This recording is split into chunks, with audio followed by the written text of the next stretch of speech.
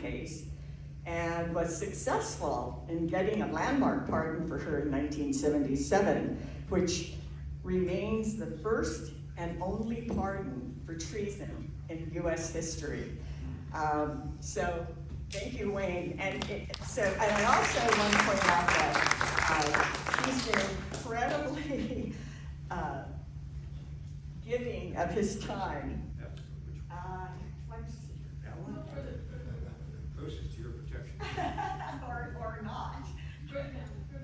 Oh, she wants you to move. Okay, maybe the heads go down. Oh, it's your turn. I think I'm supposed to sit here, right? Yes. This is really carefully choreographed. As not choreographed. Okay. Oh, does this? Yeah, great. Anyway, in making this film, he's given a lot of his time and of course his insight, because who knows better about Wayne Collins than the guy that's sitting next to me. So I think I'd like to also bring up all our panelists before we ask questions. Okay, so our next panelist is someone who knows more about Tule Lake than anybody I know. His family spent tumultuous 2.5 years there, and his father actually endured 2 months in the stockade, the infamous stockade. So I'm hoping he can talk a little bit about that. Both of his parents were among the thousands who renounced their citizenship, but with the help of Wayne Collins, were able to get it back, and they resettled right here in San Francisco. So Hiroshi Shimizu is, maybe you can make your way up. I have a few more words to say. He's been chair of the Tule Lake Pilgrimage Planning Committee for the past 20 years. And if you know anything about the Tule Lake Pilgrimage, I think that is really an accomplishment because it's a lot of work. He's also now co-chair of the Crystal City Pilgrimage Committee, and he serves as board chair of the Japanese American National Library. So, Hiroshi Shimizu, a good friend, and very knowledgeable about Tule. So our third panelist is definitely going to make his way slowly up to the stage. He has a little knee issue, but he claims that he can get anywhere on it. I'll talk very slowly. He is Charles Wollenberg. He's our resident scholar. He is emeritus history instructor and former social science chair at Berkeley City College, and is currently vice president of the Berkeley Historical Society, so he's another local. He's written many books, but on various aspects of California history. But I'd like to think that his most recent one, called Rebel Lawyer, Wayne Collins and the Defense of Japanese American Rights, I have it right here, is his best, because it tells the story of a very complicated and fascinating man who we're going to spend the next few minutes talking about. So thanks, Chuck Wollenberg. I'm really delighted that he could make his way slowly here. So I hate to do this to Wayne, but because I ask him this question every time we have done a presentation, but oh, good. Then you probably forgot the answer. I hope you remember the answer, because it always. I'm almost as old as you are.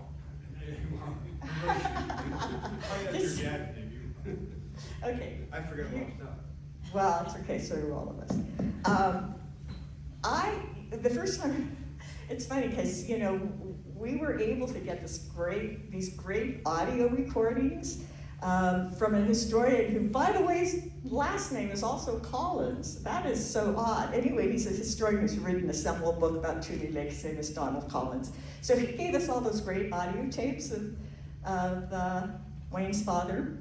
And I usually ask how it felt to hear them for the first time and see them in huge letters on the screen. Well, if I were to say terrifying, he was a difficult person to deal with. But you have to look at the context in which he was born and raised. He may sound a bit crude when he's angry about Tule Lake, but he was the best read person I ever met. And when I hear someone say he was not learned in the law, I'm rather shocked, because they don't know what they're talking about. If he was raised by anyone, it was by the Porter family. And Bruce Porter was married to Margaret James, William James's daughter. And they were a family of refined intellect and artistic sentiment. Bruce Porter designed the Swedenborg Church in San Francisco. He was an excellent painter, excellent essayist. Started a magazine called The Lark in San Francisco. It was very well known among literary illuminati. He designed the Portsmouth Square Monument in San Francisco. He was noted for his exquisite artistic taste. He was asked by Hearst to come and stay at Hearst Castle. And Hearst asked him about the view from the bedroom, and Bruce Porter said, well, it's all great except for that Greek temple, which cuts out the view. And the next morning he was awakened by the dynamite blowing it up. So people regard these opinions as important. And my father's had great affection for Bruce Porter. We moved to live a block and a half from his house. And through him, my father was introduced to Japanese art.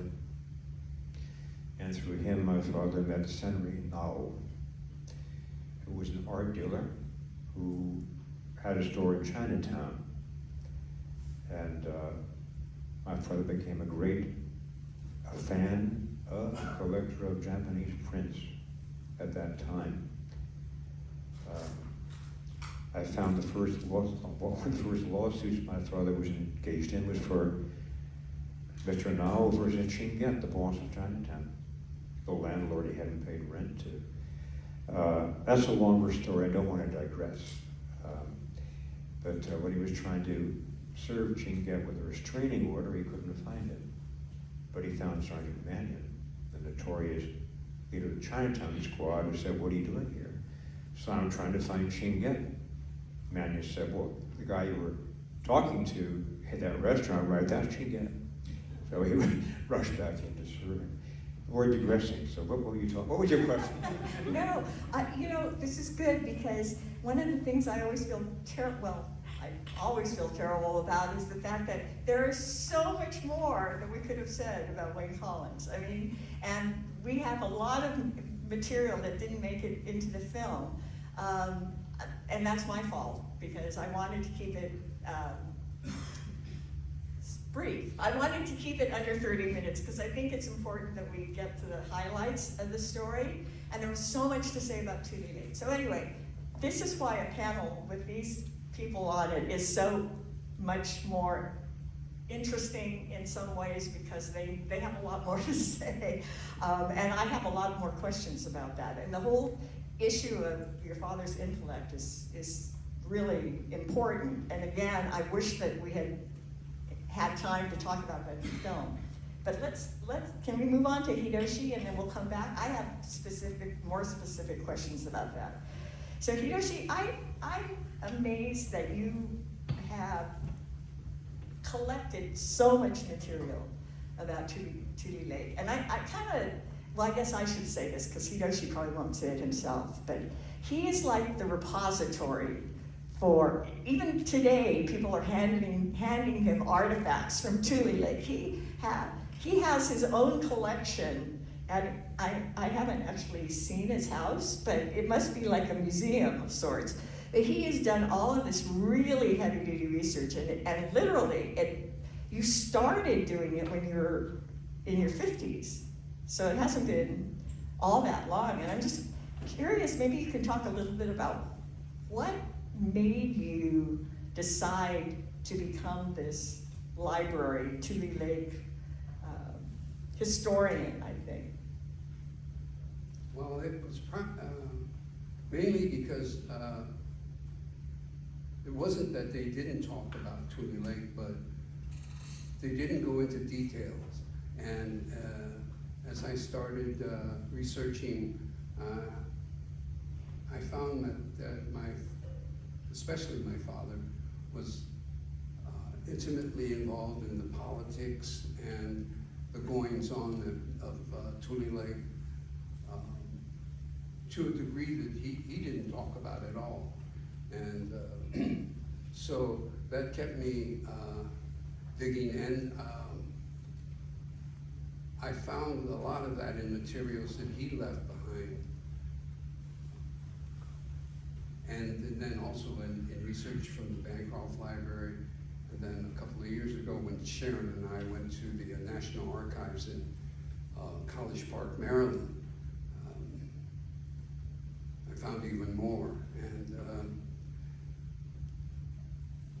it's been an interesting and rewarding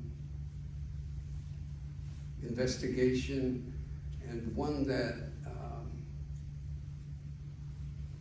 I think carries on the kind of legacy that my father established of doing things not for credit or recognition, but strictly for its own value. Definitely. Yeah, this is all stuff that Hiroshi undertakes on his own time. I was so moved by the story of your grandfather. And that's not one you knew about until you started researching, right? So maybe talk a little bit how you found out about that? Yes, I requested my grandfather's files from the National Archives, and then among those files was the report from the doctor reporting that a man on December 25th, Christmas Day of 1945, was brought into the hospital after he was reported having drank gasoline. Of course, my parents never talked about that, so I'm reading this paper with wide open eyes, and then the story went on that he was released after they pumped his stomach. He was not in any physical or health danger, but he had had some sort of psychological break so that he was not talking or eating, wanting to eat. And as a result of that, they were able to get him into the Napa mental institution. And so he was taken there in February of 1946. In March of 1946, we were, my parents, my sister and I were sent to Crystal City. So it was a month before we left Tule Lake. And so he went to Napa State Mental Hospital, not talking, not eating, in February, and he died in April. So, that was a story that I never knew and only discovered from reading these papers from the National Archives. By that time, both of my parents had passed, so it was not anything that I could talk to them about. And so I'm just realizing all of this from reading, and then it dawns on me that here this 70-year-old man was sent to the mental hospital by himself, with no one else. He wasn't speaking, he wasn't eating, and he died in 3 months. And it just dawned on me how sad of an ending that was for a man who was vibrantly involved in the community. The reason why he was arrested by the FBI the day after Pearl Harbor was that he was a board member of the Japanese Association in San Francisco.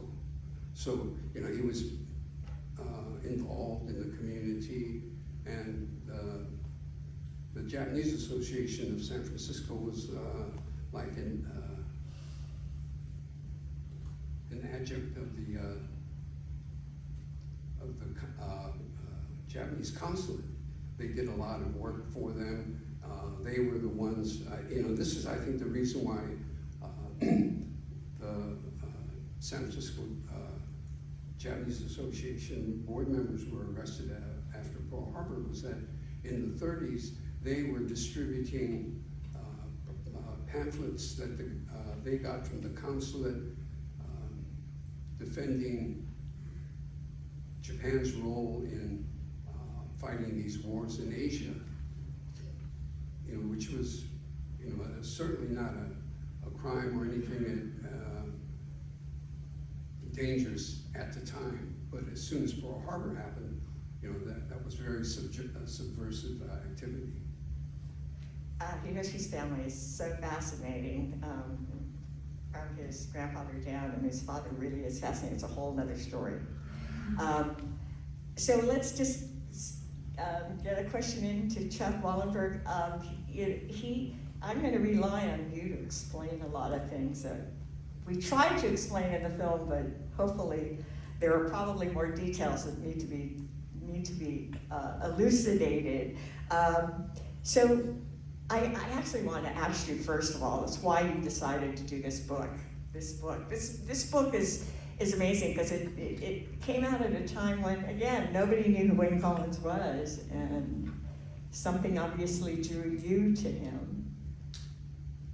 Well, it came out, I mean, I started working on the book about the time that Donald Trump began campaigning for president. And I'm a real believer in what some historians criticize a lot, and that is present-minded history that actually provides some understanding and context for the present. And it did seem to me that, I mean, at one point during Donald Trump's campaign, either he or his campaign manager actually said that one of the, that in effect they said they supported the removal and incarceration of the 1940s. And when Donald Trump became president, he justified, or he and his cabinet justified some of their anti-Muslim policies going back to the precedent of Franklin Roosevelt's executive order in 1942.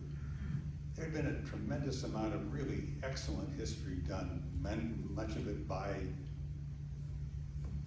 some people in this room, actually, by members of the Japanese American community and family, on the effect upon these people.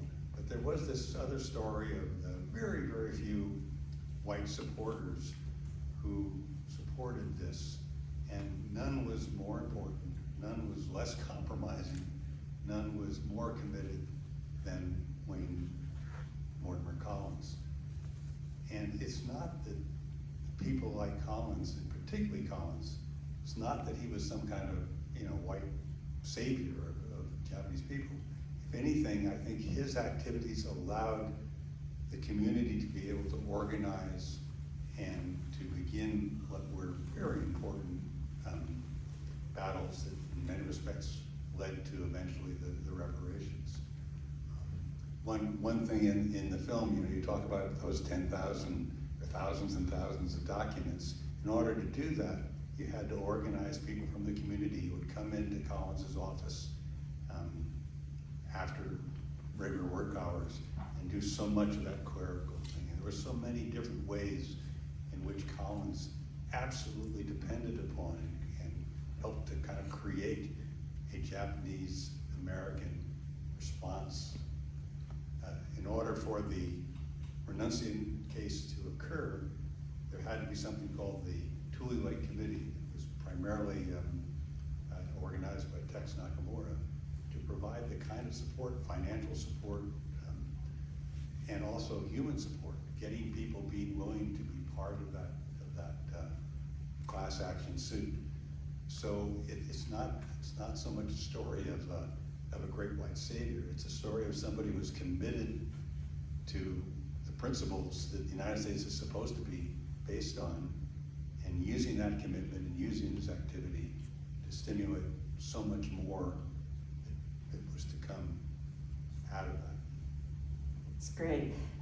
These two men on each side you're gonna have to battle for the same information because I know Chuck depended on Wayne in writing the book to tell him a lot of his background stuff.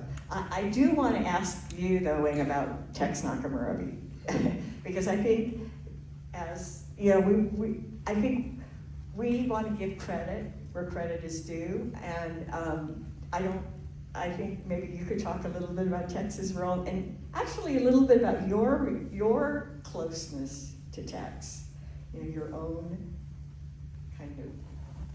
I know you've told me that you've always felt very close to Tex. Well, Tex Nakamura was the best friend I ever had. My meaning, friendship, and loyalty from Tex and his family. My father going to Hong Kong to finish out a lawsuit over one gold tortoise and one scroll called Pleasure in Fishing that were unlawfully imported to the U.S. and were seized by Customs and the Department of Justice. And he filed 4 lawsuits: Seattle, Los Angeles, California, and New York, to take all the goods that were being shipped, quote, illegally. Because the presumption that any Asian good must have been imported from China after 1948, or if it was illegally communist goods. And I watched my father try the case, for which he knew he'd lose, and I watched him draw up the jury instruction he knew the court wouldn't give, that he would use to get that opinion reversed. He did.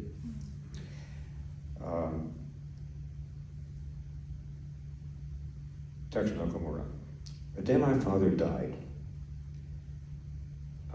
he had not come back from Hong Kong, and I was trying to find out whether Tex had heard from him.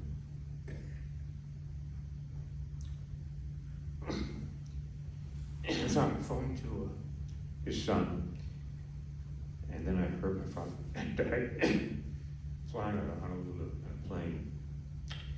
So I called Texas, forget trying to find him. His daddy's about to arrive in San Francisco airport. I was pretty devastated. Next morning, they were all here. In time, Malcolm, family, showed me, comforted me. Yeah, great friendship. I learned what friendship means from Tetsuji Nakamura. So he and his family meant a great deal to me. What more can I say? Yeah, Tex. And I would point out that the family feels the same way about Wayne. They were really out in forest when we were in Los Angeles, because many of Texas children still live there, right? And they're probably think as highly as of you as you do of them. I also remember the thing that you told me, because your father could be difficult too. Your father could be difficult, and Tex was sort of the antithesis, right? The exact antithesis. And that Tex became sort of the benevolent father figure? No, I wouldn't say that. When I last saw Tex, I went to see him. I heard he had a few days left.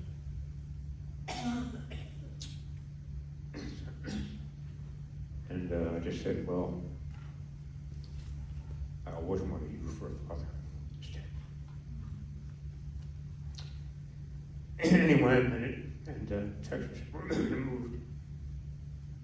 And I'm getting too maudlin, so Okay, we'll move on. I don't want, you can catch your, I know, whenever I ask questions of Wayne, I always want to get the inside scoop. And so I force him to answer very personal questions. And so maybe we need to talk a little, I don't know, I'm curious, the whole very complicated and complicated. It's not, the story of what happened in Tule Lake is so under-talked about and so complex. And these two probably are really very good at talking about it. Well, these three, I'm sorry, Hiroshi, I meant you too. But one of the things and the reason that the reason I decided to do this film was because I heard Wayne here at the Tule Lake Pilgrimage back in 2004 talking about the whole mess that went into the Renunciance cases, the Abo versus Clark cases, and how it got so convoluted because of the Al Weirin case that was brought at around the same time. So I don't know whether, maybe Chuck, you can address this. People always ask me, what happened? Why was Al Weirin, why did he get into the picture and sort of mess it up for Wayne Collins? And as a result, Wayne Collins took 23 years to get citizenship back for all of these people. So maybe you could talk. Well, just the kind of legal thing, Wayne Collins wanted to make this a class action suit so that all 4,000, or by the time it was over 5,000 people, there would, all of them were a class that had suffered from the government treatment and the terrible conditions at Tule Lake. And all of the 10 camps had terrible conditions, but Tule Lake was that, and then so much more so. And Al Weirin took, I don't know what it started out as 5 or 6 individual cases, and then it finally got down to 3. And the government sort of latched onto that and said, okay, this is an individual issue, and therefore what you have to do is prove in each individual case that when somebody renounced their citizenship, they did so because of all the terrible conditions that were created. Wayne Collins had gotten a ruling from Judge Goodman, a federal judge here in San Francisco, that accepted the class action. But the appeals court, and I think Wayne Collins and Tex Nakamura always believed it was because of Al Weirin that the appeals court said, no, this has to be done on an individual basis. And again, I think Wayne Collins and Tex Nakamura were convinced that this was not just Al Weirin operating individually, but this was the national ACLU, a national office that Wayne Collins looked upon as the worst enemy you could possibly. Maybe only the national office of the JACL was considered worse. This was a plot by them. And so, whether that's true or not, there's no evidence one way or the other. But it is clear that you had this terrible situation where, in effect, you had to go through each individual 5,000 person case. Fortunately, the government didn't want to have 5,000 separate trials, so they did finally agree to this process where Collins would send in an affidavit for each individual person. The government would look at it and decide whether it was going to contest it or not. And that process started out very, very, very slowly, but particularly ironically after Dwight Eisenhower became president, and it was no longer the Democrats, it was no longer trying to still kind of think about Franklin Roosevelt's heritage. Things began to speed up, and by the end of the 50s, the great majority of the people had gotten their citizenship back, and the government even had a big celebration, to which they did not invite Wayne Collins. But there were still, I think, 300 or 400 people, and Wayne Collins refused to say this is the end of it, and he continued to fight for those 300 or 400 people for another, I don't know, whatever it was, until finally in 1968, all of the cases had been filed. But it is that issue of class action versus individual that is key to this. Your turn. Well, I think the phrase is, by their acts shall you know them. Isn't that in the Old Testament? There is evidence, by their acts shall you know them. Roger Baldwin, Commander-in-Chief of the ACLU nationally, and his henchman, Al Warren, the Southern California ACLU, by their action in the Murakami case, did sabotage Abo versus Clark.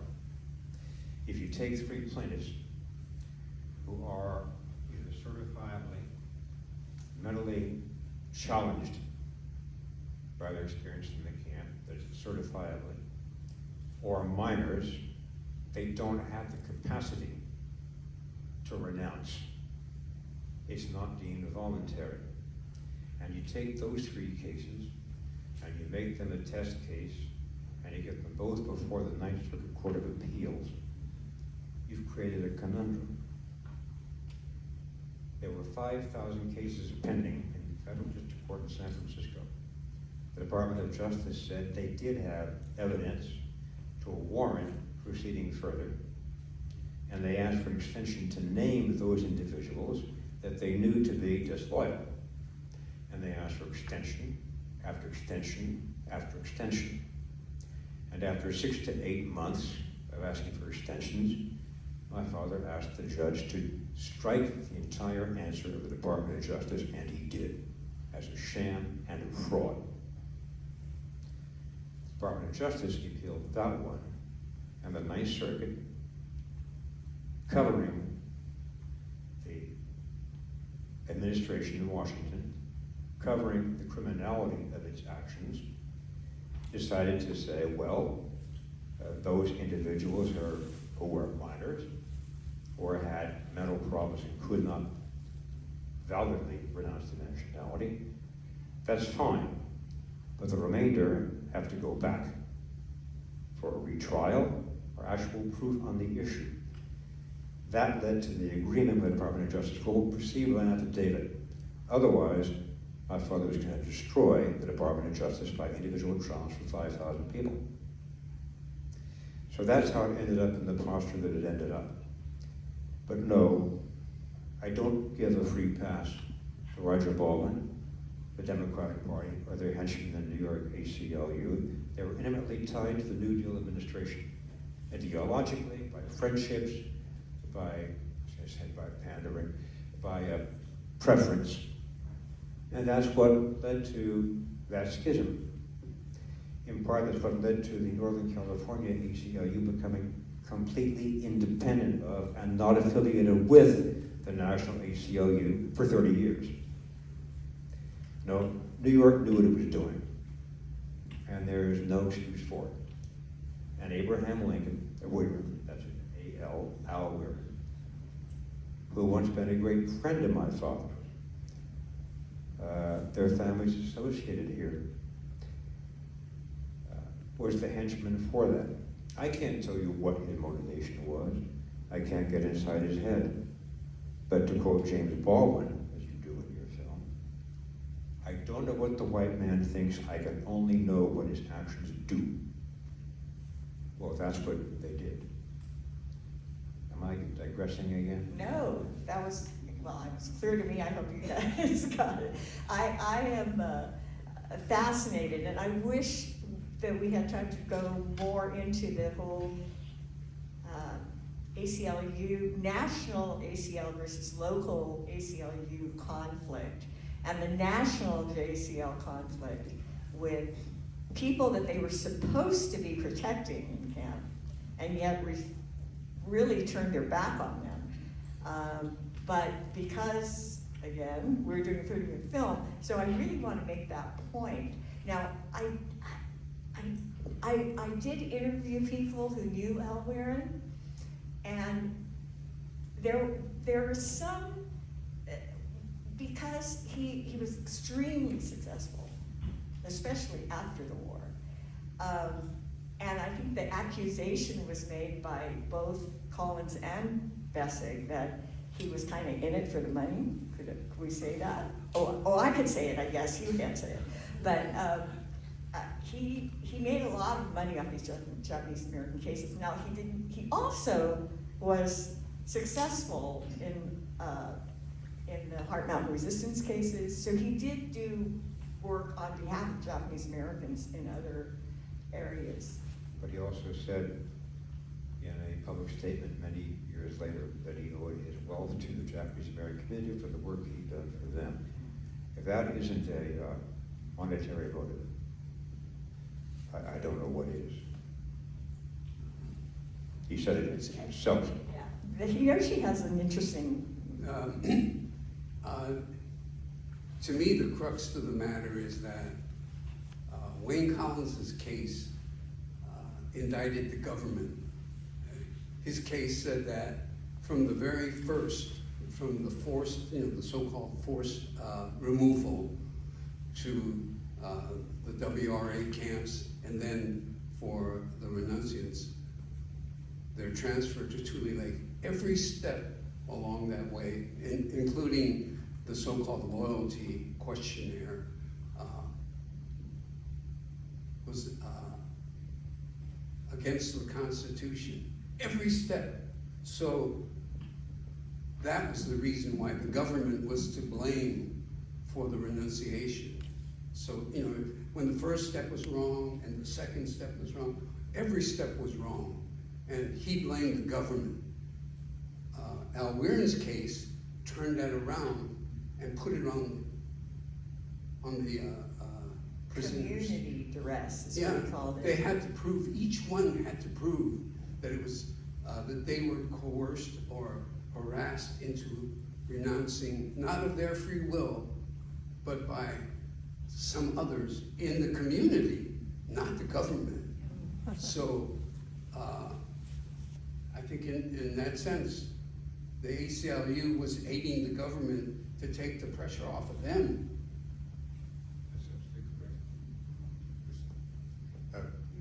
And this really goes all the way back to the Korematsu case, because in the Korematsu case, Wayne Collins and the Northern California branch of the American Civil Liberties said that the Executive Order 9066 was unconstitutional.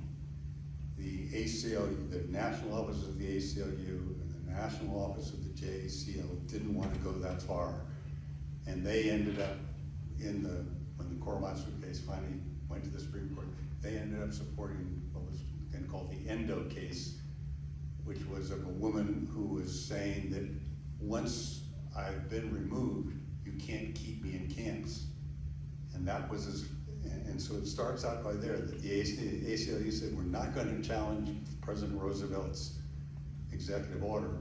We're only going to say that once people have been removed, that they didn't have to stay in camps. And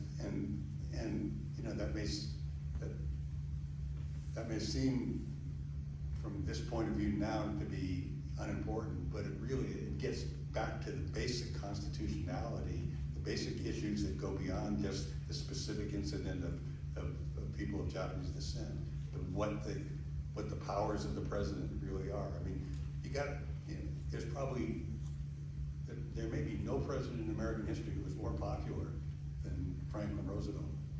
And in a sense, what Wayne Collins was doing was taking on Franklin Roosevelt, taking on the powers of the president during a war, and ultimately, in the long run, well after Wayne died, his point of view is the point of view that even Justice Roberts a few years ago finally said that the Korematsu decision cannot be considered precedent.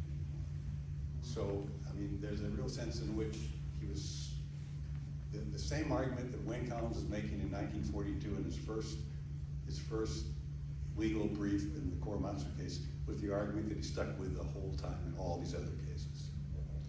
Well, I'm going to be just a brief rejoinder. Look, the National ACLU tried to order Northern California not to pursue the Korematsu case, but it was out of Northern California's hands. The ACLU did not have a staff counsel. They adhered quite clearly, like all California lawyers did, to the legal fiction. A corporation can practice law. Only a person with a license can, and only an individual can be a licensed attorney. So it's out of my hands. That's the best example. Collins is his attorney, don't talk to me. And he's not going to back off. He's camped in Washington, and the court's going to hear that case. FDR considered at one point declaring martial law to try and avoid a hearing on the Korematsu case. Read Richardson's book. That was how outrageous it was and opportunist it was on the part of the Democratic Party and the Roosevelt administration. You have to cop to that. That's the way politics, unfortunately, works, even in a democracy that you believe is thoroughly transparent. Here's a story I'll tell you. I haven't told it before. The day before it was to be heard, my father was informed that the court could not hear the Korematsu case because Charlie Farley, the U.S. Attorney Solicitor General, couldn't be there for it. It had to be continued. He took a cab. He went to Chief Justice Stone's house. Ex parte communication. He understands this case is not being heard. The Solicitor General is away. The Chief Justice picked up the phone. He said, "Get him back here. The court will hear this case tomorrow morning." It wasn't the outcome, it was the decision that people hoped for. But that's how bizarre the Roosevelt administration behaved at that time. And that's what was going on. It really was wartime hysteria and opportunism. And you can't let go of that fact that you can never trust anything unless you absolutely adhere to your democratic principles and insist on them. And you can never trust the United States government, or for that matter, any government. I will drop it there because now I'm really digressing. Your fault. I can't help but draw some parallels to what's going on today. But actually, what I really want to do, because I want you guys to ask questions, because I want to, we've got this great panel here. I want to hear what you're interested in hearing more about. And I see a hand. This is so exciting. I was going to add, I wanted to introduce you, Karen. Karen Korematsu is here. She is the son of Fred Korematsu.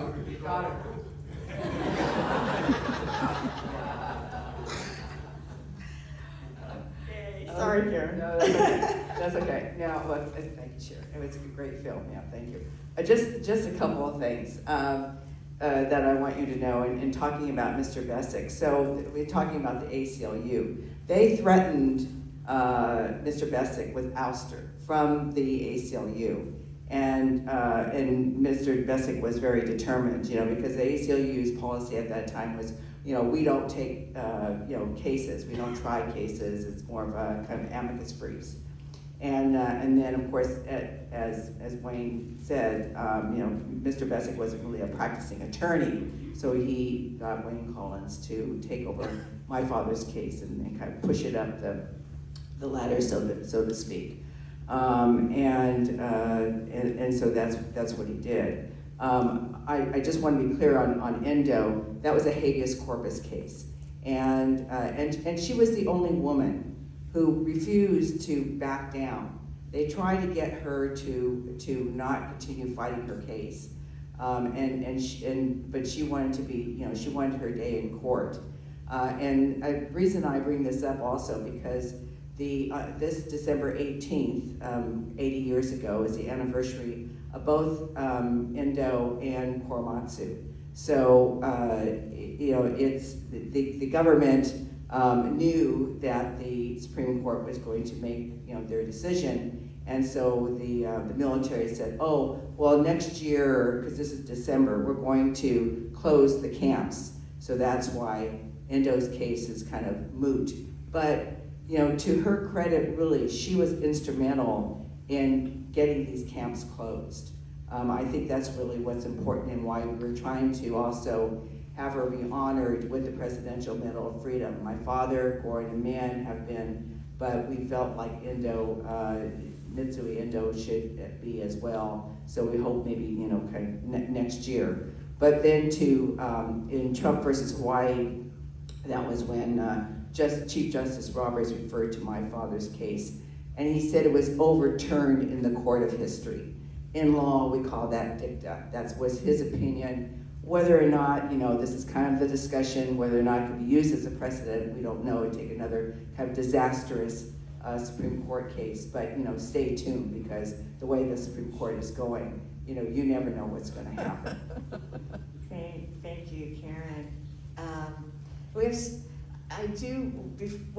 want to have you guys ask questions, but I would like to introduce a couple of other incredibly important people who are in the audience. I'm so honored that they're here. And one is Sadako Kashiwagi, who is the wife of Hiroshi Kashiwagi, who I would say provided the framework for our film. He, on this stage actually, when I did a presentation, he spoke about Tule Lake when nobody was talking about it. And he really is an incredible role model for speaking out against injustice. And I'm so honored that Sadako, can you say hello? Sadako Kashiwagi is here. And son Hiroshi, who's not named Wayne, is also here, Wayne Kashiwagi. So I'm really thrilled that you guys are here. So I'm happy that we have this wonderful audience. The other person I definitely want to introduce before too long is Ann Bessig's, Ernest Bessig's daughter is here. Ann Bessig 41. Ann, can you raise your hand? Because she just, well, not that recently, but moved back to the Bay Area. And honestly, if I had more time or energy, I would do a film about your father, because he was as important probably as Wayne Collins, and has not been recognized for all the work he did on behalf of the Northern California ACLU, which really stepped up to the whole issue of Japanese American injustice. So we're really delighted. Ann, do you want to say a few words about your father? Can you grab? No? Okay, shall I ask you a specific question? The fact that he defended, I mean, he was responsible for bringing Fred Korematsu to Wayne Collins. He was the one who sort of started the ball rolling. As a father, were you aware of the heaviness of what he did, the importance of what he did, and as his daughter growing up? I mean, I don't know. Well, you have to remember how old I was. Right, right. I'm just about to turn 83. So this was happening while I was a very young child. Really, less than 5 years old. So. But after you afterwards, yes. got I older. couldn't help but be aware afterwards, yes, as I grew up. Because it was widely discussed, it was an extremely important case. So, yes. Yeah. And But it suited him well, actually. He was a man who stuck to his principles and knew what he believed in, and nobody was going to dissuade him from doing what he thought was right, what he knew was right. we know it takes that kind of person. That's one of the reasons I think this film meant a lot to me, because it shows the power of an individual who sticks to their, who really believes and is willing to fight for it. So I don't know how many of those people we have in the world today, but I think there definitely are some. But especially because it was, again, wartime hysteria, all of that stuff. You know, this was not a time where people defended Japanese Americans. So, curious again if there are any questions? Yes, hi, brilliant film, thank you. I'm curious about what kind of law Wayne Collins was involved in before this case.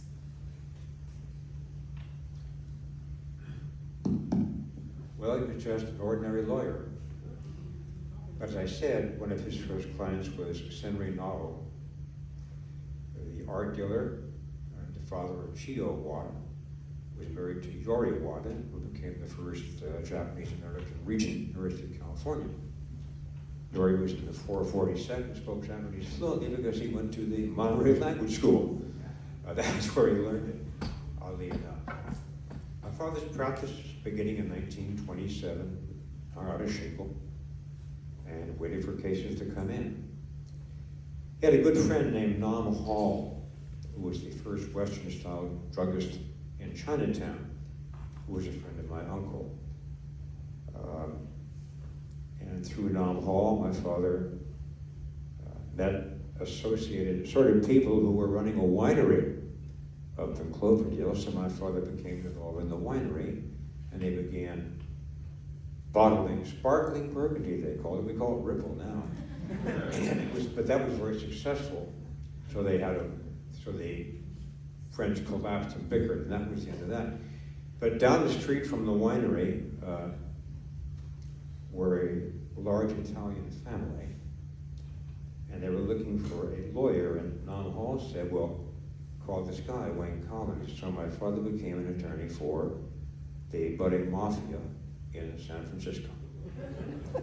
And he represented them. They were black marketeers during the Second World War, and tried cases for them very successfully. When the crisis of Tule Lake became the entire focus of his life, he transferred those cases over to other attorneys. But that's one of the things he was doing, defending black marketeers like any good lawyer would. It's what we all wanted to be. Charlie Gary wanted to be a mafia lawyer too. There's no secret. But primarily, like any lawyer, he represented other people who had their civil liberties threatened. I'll give you an example. In 1940, U.S. government sought to denaturalize people who they felt had improperly sworn an oath to allegiance early in the 30s. For example, a gardener in Oakland, California, made statements to his employer that she thought were pro-German, so she thought she would help him out, so she called the FBI to tutor this guy who was making pro-German statements and really shouldn't. His name was Johannes Friedrich Bechtel, and they proceeded to try and denaturalize him and several other German Americans. My father defended him. I read the transcript of the trial, which was particularly interesting. The judge was Louis Goodman. It was Goodman's first criminal trial in the federal courts. My father lost. He knew he was going to win, because partway through he called a character witness. I'd like to call Philip S. Gibson to the stand. You don't need to, of course, probably willing to accept whatever you tell us Goodman would say, because Gibson was the Chief Justice of California, and he had hired my father to defend this German immigrant. And my father won the appeal. The latest after the war, you can't denaturalize someone by claiming that a statement he made in 1940 proves that he had a mental reservation when he subscribed an oath in 1933. That is totalitarianism. That's the kind of law government was trying to enforce. That's the Bechtel case. It's a very, very important case to me. That shows you how far the government would go at that time.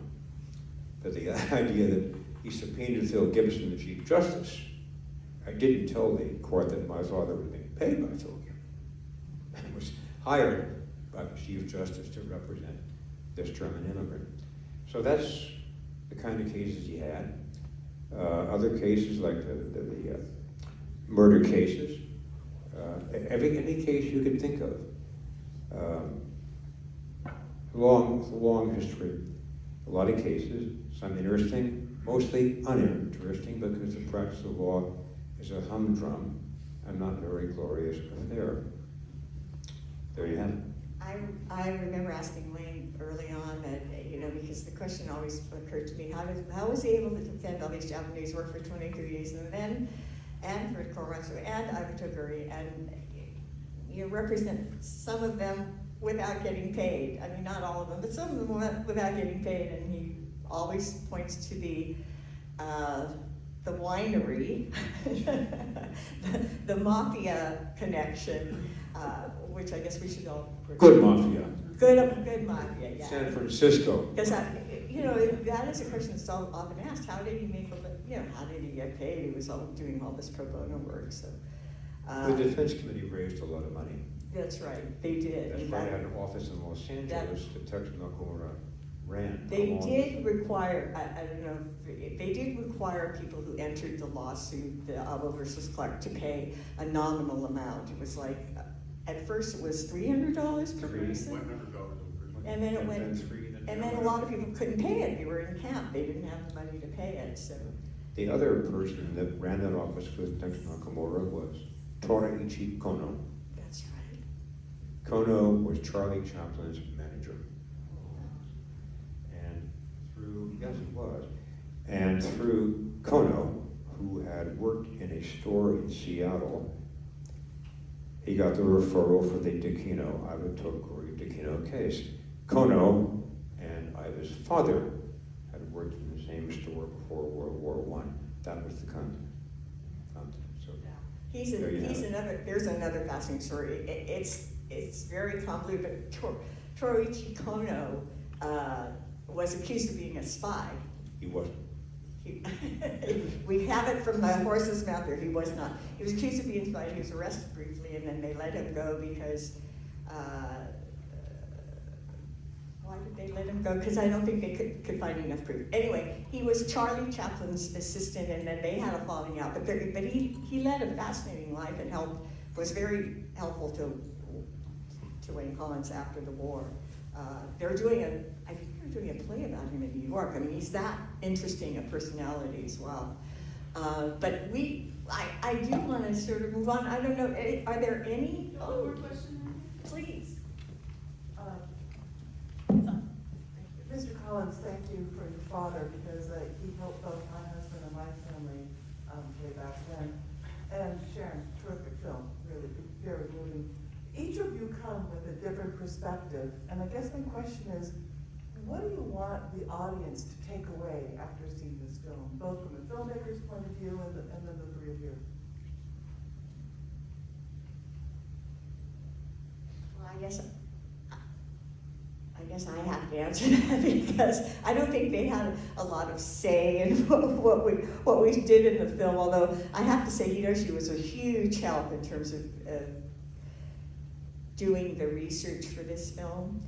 I've been involved with the Tule Lake pilgrimage and the Tule Lake site, even though my family is not from Tule Lake.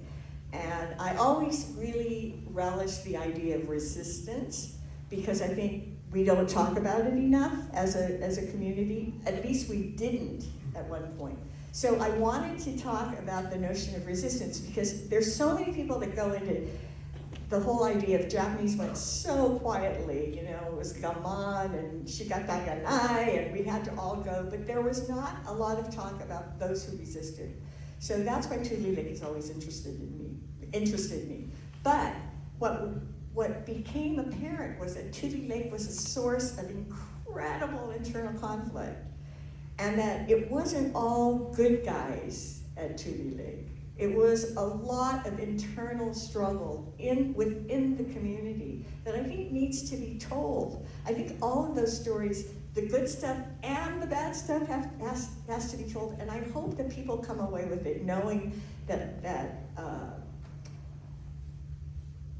the cause for these problems was clearly the government's fault, and that's clearly what Wayne Collins stood for. But I think think that we have to look at conflict within and examine it. I think that we need to look at the bad side. We can't just look at the, these nice Japanese Americans who went peacefully to camp. I would really like to explore the fact that there was an incredible amount of conflict there. I hope we're able to talk about it. I hope we talk about the good and the bad. So that was kind of my thinking going into doing this film. Surely you're familiar with the Japanese evacuation resettlement. Microphone. Surely you're familiar with the Japanese Evacuation and Resettlement Project. The University of California primarily involved in it. The sociologists and anthropologists got housed at Tule Lake to study interned people. They did. And they produced a series of books on it put out by the University of California. There's Prejudice, War, and the Constitution by Tim Brooke and others about the legal issues involved. More important to me is The Spoilage by Nishimoto and Thomas, which describes exactly what happened in Tule Lake in infinite detail. They were there, housed in the administration office. Sort of bizarre that academics ended up in that position. There's something almost obscene about it, frankly. But they were there and they wrote a series of books. And Prejudice, War, and the Constitution, and more important, The Spoilage, tell you everything about Tule Lake. And then the one called The Salvage, what happened afterwards. They're invaluable books. The other one is by Minoru Kyoto, called Beyond Loyalty. Minoru Kyoto was raised primarily in San Francisco, in Japantown. Became a Kibe, went to Japan to be educated, returned here and ended up in Tule Lake. And he was one of the most remarkable human beings I ever met. The first thing he said to me was, I am not into victimization. First thing he said. Then, in a small breakout group, someone was saying how things weren't that bad in Tule Lake. She said it in Japanese. Nora said, I'll translate that, and he took over. What you've just heard is an example of ignorance is bliss. And he was remarkably in his, this guy really suffered being deported to Japan, where he got a job working for the US Army, right? Another irony.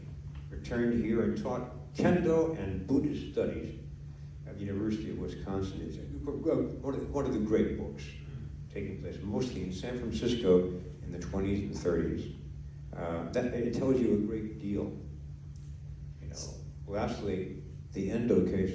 Jimmy Purcell, Endo's lawyer, and Sabaru Kido went to college together. Yes, there's less and more to it than you think. It's a put-up job for the JACL. It is. It's coverage. I'll leave it there. Yeah, it's very convoluted, the whole kind of behind the scenes. You know what, I would like to ask how many descendants of Tule Lake are here? Are there any in the audience? Okay, maybe I'm going to turn a question over to you guys. Did you learn anything about Tule Lake that you didn't know in the film? Does anyone want to talk about that? I mean, again, this is not a camp that a lot of people talk about. For years, it was very hush-hush because people were ashamed that they were there. So I'm curious if you learned anything or if you got any insight from... Well, I was only 9 years old when I was in camp. But it's amazing how much I do remember. And my father was considered a troublemaker, and Hiroshi did research on this, but he was one of the first to question the loyalty question. And so he was rounded up by the FBI and taken to Shark Park. And from Shark Park, he went to Santa Fe for 18 months. And I want to emphasize the fact that he went from camp, because the others who were already at Sharp Park had gone directly from their homes.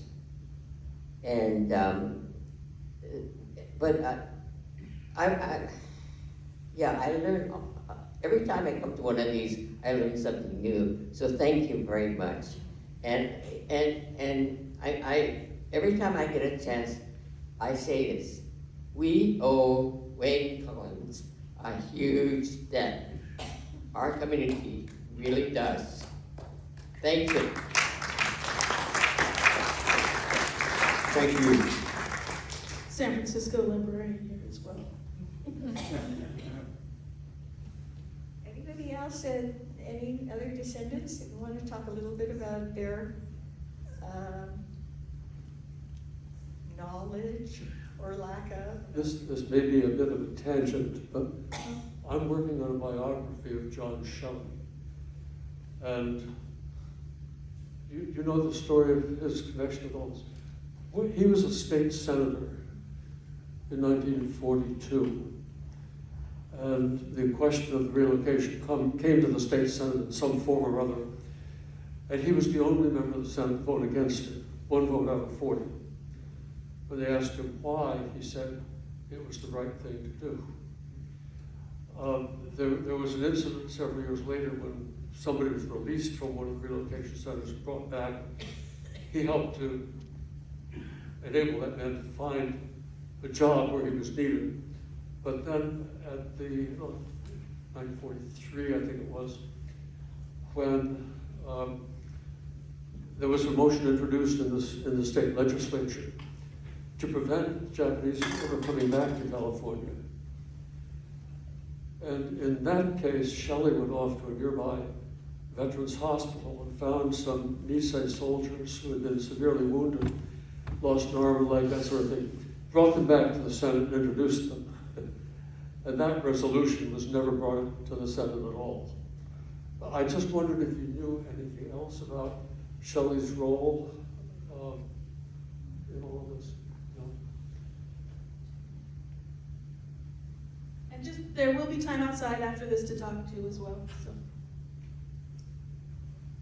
I'm afraid not. Guess not. Yeah, that's fascinating. That's fascinating. I know that the role of the Japanese Americans who served in the military is talked about a lot. It's a very important story. It's one of the important stories about camp, but I think we need to point out that there are other important stories that come out from that. Thank you for sharing that. I know that we're getting kind of Yeah, I close would to. say our final words from you all, and then we can take it out to the Red Lobby, where the DVDs will be available for sale and some continued talking and gathering. So our final words from our panelists. Well, you know, someone earlier asked what you hope people can take away from this. I think one of the things you can take away, when I was telling the story of Wayne Collins to a friend of mine some years ago, and this was again when Trump was, just after Trump was elected actually, and the friend said, "Where is Wayne Collins when we need him now?" And that, you always need people like that. Every generation needs people like that. Our generation desperately needs people like that. So again, you know, history is not the past. History is what we in the present make of the past. Try to find things that are useful in the past. And I think an awful lot of the stories that we've been hearing today are very useful for the present. And so I hope you take away these stories, take away the experience of Wayne Collins, and realize how important that is for understanding where we are today.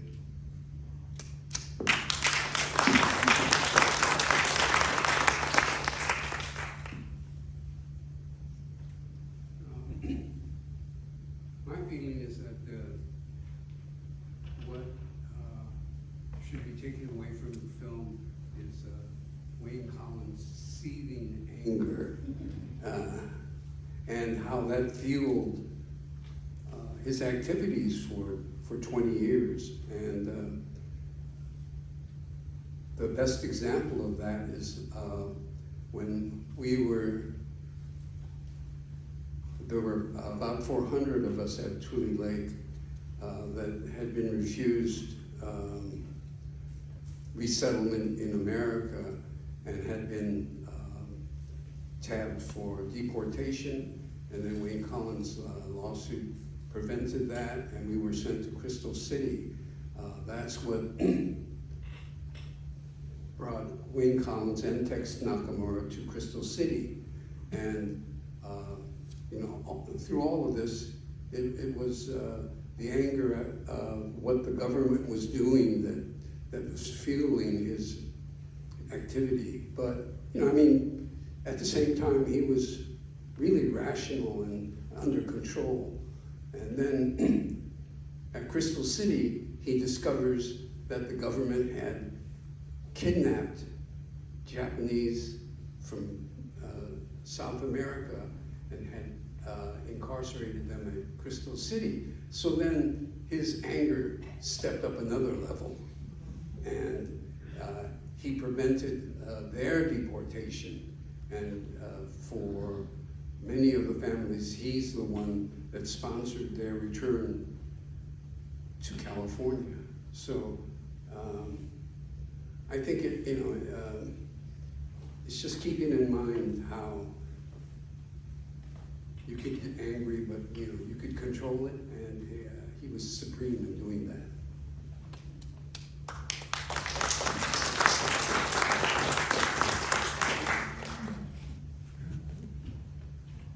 I